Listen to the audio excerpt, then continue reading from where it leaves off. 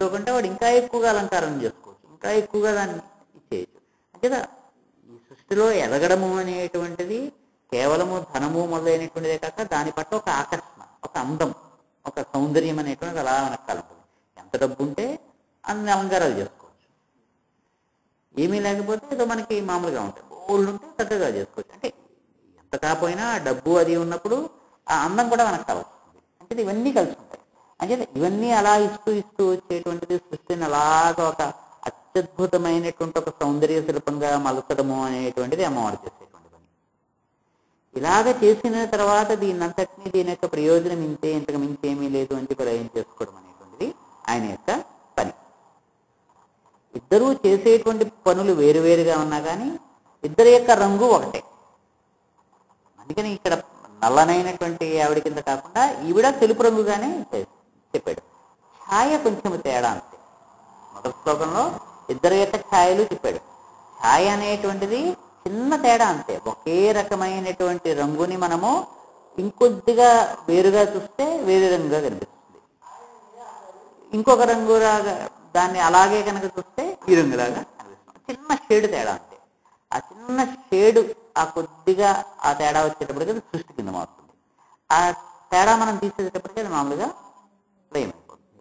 అంటే వాళ్ళిద్దరూ కూడా ఆ రకమైనటువంటి వాళ్ళు.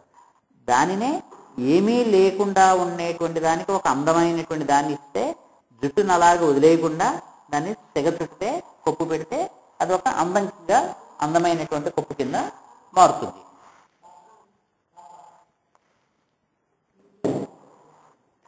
అంతేదా అందులో కూడా ఆవిడ తెగ చుట్టుకుని ఉన్నటువంటి, అంటే చక్కగా దువ్వుకొని చక్కగా కొప్పు పెట్టుకొని, అంటే ఒక తీర్చిదిద్దినటువంటి స్థితి. సృష్టి అనేటువంటిది ఆ సామగ్రి ఎప్పుడూ అలాగే ఉంటుంది, ఆయనలోనే ఉంది ఆ సామగ్రి. ఆ సామగ్రితోటి సృష్టి అనేటువంటి ఒక సౌధాన్ని నిర్మించడం అనేటువంటిది ఒక ఏర్పాటు చేయడం. ఆ ఏర్పాటు చేయడం అనేటువంటిది ఆవిడ చేసినప్పుడు అది తెగ చుట్టుకోవడం.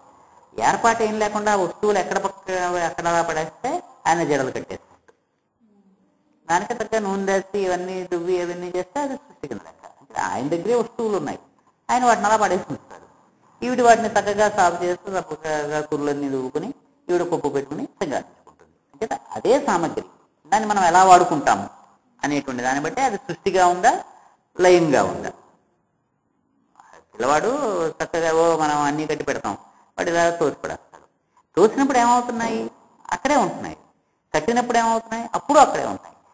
ఎటొచ్చి కట్టినప్పుడు ఒక క్రమ పద్ధతిలో పేరిస్తే మనకు ఒక ఆకారం కనిపిస్తుంది. ఆ క్రమాన్ని మనం తీసేస్తే అది మనకి ఆకారం ఏమీ కనిపించకుండా ఉంది. కానీ వస్తువులు ఏమీ మారలేదు, ఏమీ కొత్తగా పుట్టినవి లేవు, కొత్తగా నశించినవి లేవు.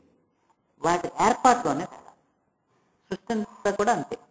ఏర్పాటు చేస్తే సృష్టి అవుతుంది, ఏర్పాటుని మనం పక్కకి తప్పించేస్తే అది లయమైపోతుంది. అంటే అన్ని వస్తువులు అక్కడే ఉంటాయి, కొత్తగా వచ్చేవేమీ ఉండవు. ఆ ఏర్పాటు చేయడానికి ఒక శక్తి ఉండాలి, ఆ శక్తి అమ్మవారు. ఆ చేసేటువంటి శక్తి, ఏర్పాటు చేసేటువంటి ఆవిడ అమ్మవారు. చేయనటువంటి స్థితిలో ఉండేటువంటి ఆయన. అంటే అలాంటి వాళ్ళిద్దరికి కూడా నమస్కారం.